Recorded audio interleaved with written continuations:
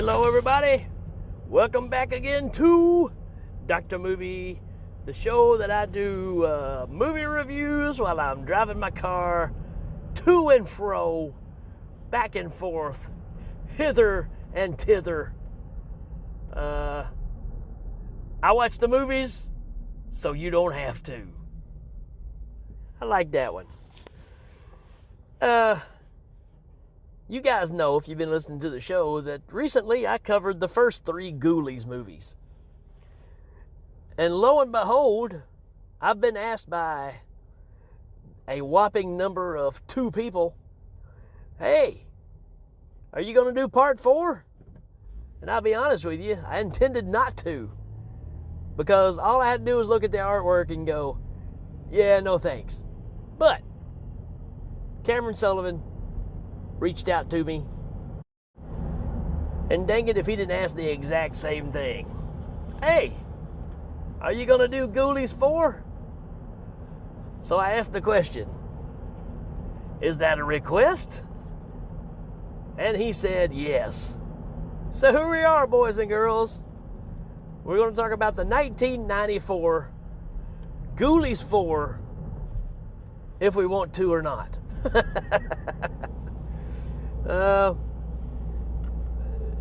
Yeah, we'll see how this goes. First and foremost, I have to talk about, this is a Jim Wynorski film. If you know anything about Jim Wynorski,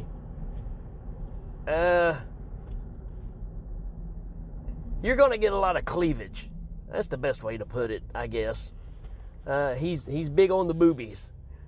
And, you know, this one's actually pretty tame compared to most of his movies. I guess because he thought maybe kids would be watching this one. Maybe that was a requirement. I didn't do a lot of history into the reasonings of why we made this movie. There is some things I have to give it credit for that surprised me. And we'll talk about it right here at the very beginning of this with the synopsis, which kind of goes like this. Jonathan Graves returns, now a police officer, finding himself battling his former girlfriend who has escaped from an asylum and is attempting to summon demonic forces. Yeah, so one thing I will give this movie is it's trying to do a continuation from the very first movie. So I find it so odd that we've gone through all these variations of what the Ghoulies are, right? From the first movie, they're the little slimy, nasty, slobbering puppets that just go rah, rah, rah, to them being a little more intelligible in the second movie and adding some more Ghoulies to it, to the third movie to where they had full voices and were cracking wise jokes. It's funny that we're trying to go back to the original story with the original character, but not the original Ghoulies. Matter of fact, this is a far stretch from any of the Ghoulies, because there's only 2 Ghoulies in this one, and their names are Light Ghoulie and Dark Ghoulie. I guess I don't have to tell you what type of voices they have. So already I'm just kind of going, oh man, come on. Now I'm going to say, these Ghoulies don't look anything like any Ghoulies and anything else. Matter of fact, they look more at home. They look like they would be more at home in, let's see, maybe Troll 2. They might be a little more at home there. I'll tell you what one of them looks like, and it's almost a direct ripoff. If you guys are familiar with the movie Demons, right? The Lamberto Bava masterpiece. The scene where the girl gets down on her hands and knees and a demon pops out of her back. The face of that demon is very similar, or I'm going to say one of these Ghoulies is very similar to that demon that pops out of her back, which is a small type creature, right? But yeah, we've gone from this movie, from it being puppets to let's just throw these little people in these suits and give them masks that don't really move when they talk.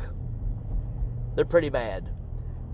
And if you remember me talking about the first Ghoulie movie, or Ghoulies movie, you remember me saying, I didn't remember how little of a part that the Ghoulies actually played in the movie. I'm telling you, these Ghoulies are pointless.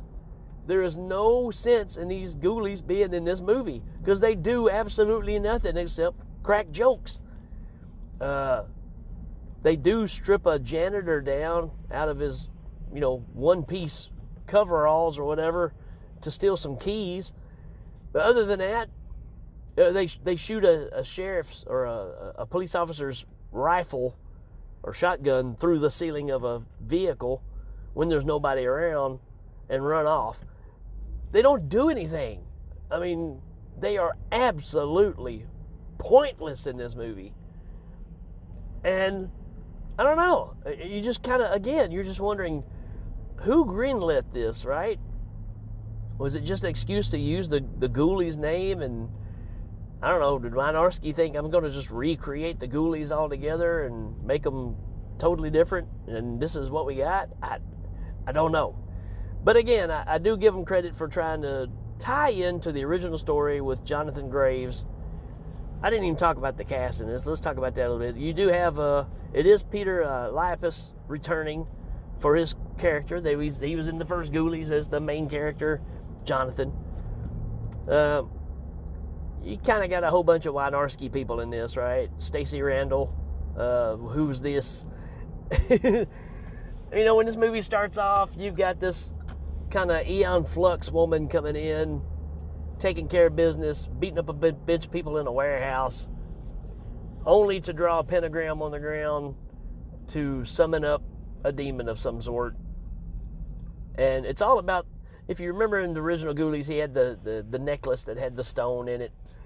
The whole movie is based on this stone, right? Which in this movie kind of looks like a guitar pick. Just saying, pick a destiny. But,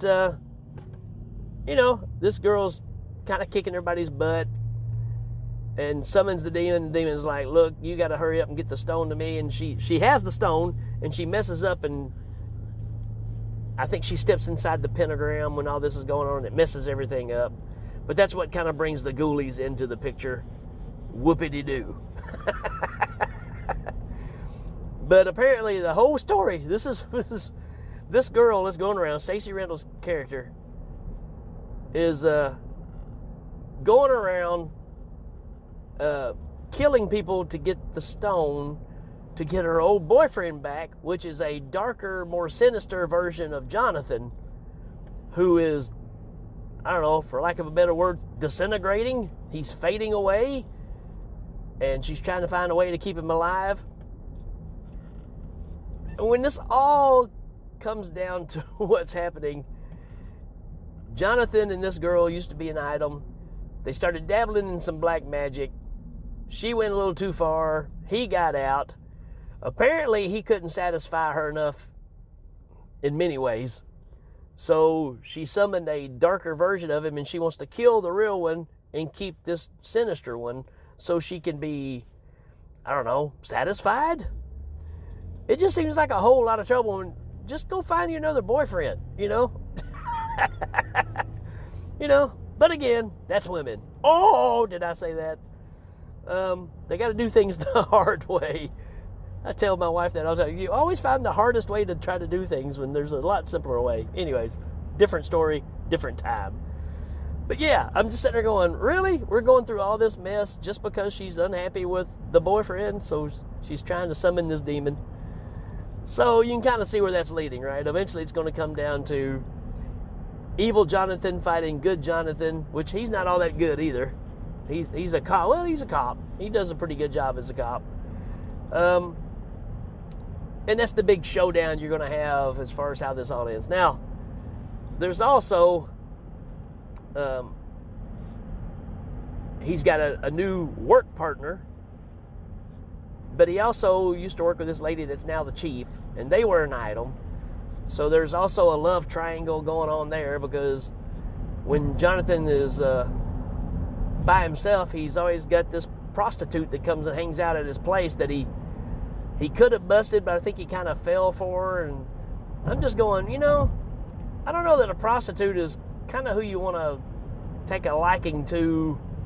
You don't know what she's going to be bringing home, right? And there's even things like, He even wakes up one morning and is like feeling a little frisky, and she is just come in from work, if you know what I mean.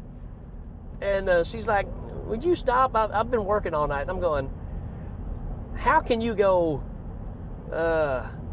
yeah, I know what you've been out doing all night, and don't bother me none.